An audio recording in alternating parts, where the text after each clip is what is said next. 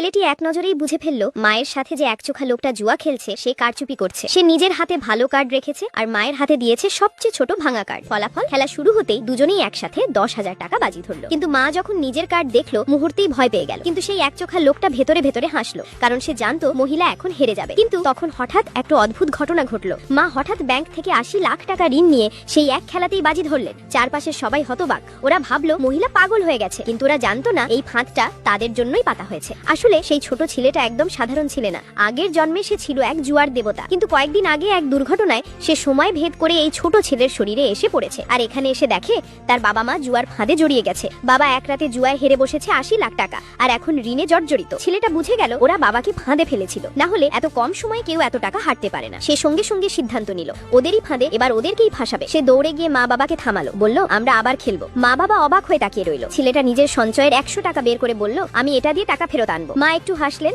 ভাবলেন যাক বাচ্চা শিক্ষা পাক, তাই তিনি খেলায় বসলেন। কিন্তু এবার শুরু হলো ছেলেটার আসল খেলা।